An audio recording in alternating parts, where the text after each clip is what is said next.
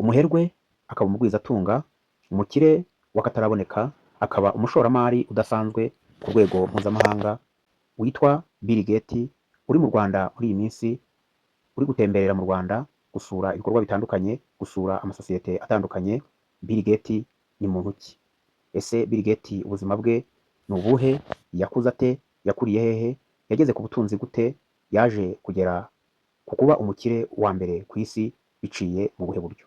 Reka turebere hamwe Bill Gates ni muntu ki. Bill Gates ni umwe mu bantu bazwi cyane ku isi mu ikoranabuhanga, ubucuruzi n'ibikorwa by'ubugiraneza. Yamenyekanye cyane nk'uwashinze sosiyete ya Microsoft hamwe na Paul Allen. Mu bihe bitandukanye yabaye uwa mbere ukize ku isi, nyuma aza kwibanda cyane ku bikorwa by'ubugiraneza.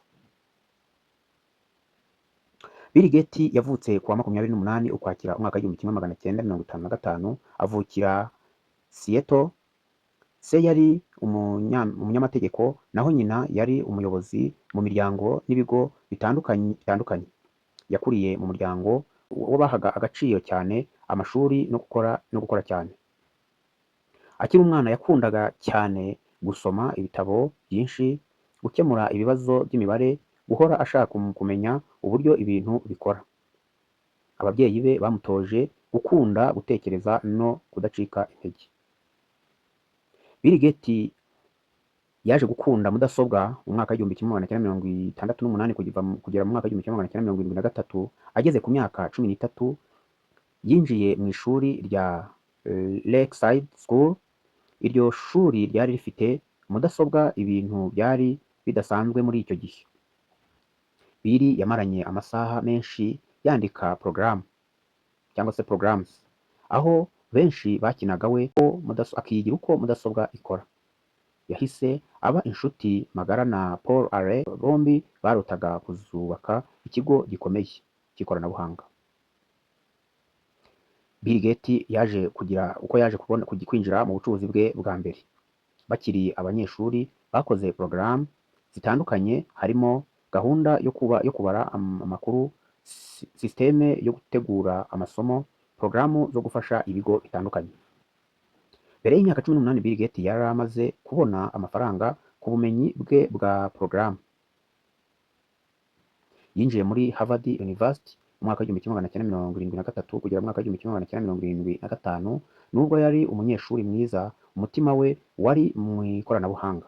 Mu mwaka w'1975 we na Paul Allen babonye ko mudasobwa ntoya cyangwa se personal computers zigiye guhindura isi.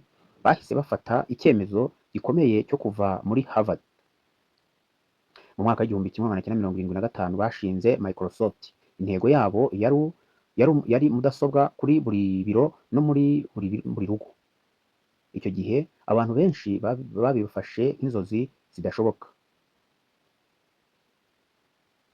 Intambwe yaje guhindurira ubuzima Bill Gates mu mwaka w'1980. Microsoft yagiranye amasezerano akomeye na IBM.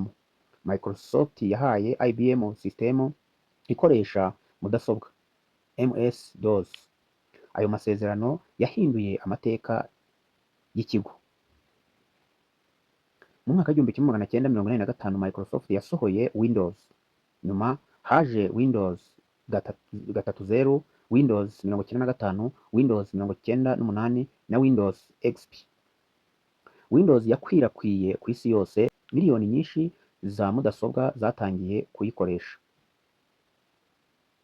Bill Gates yaje kuba umwe mu baherwe ku isi. Mu myaka ya 1990 Bill Gates yabaye umuntu ukize kurusha abandi ku isi.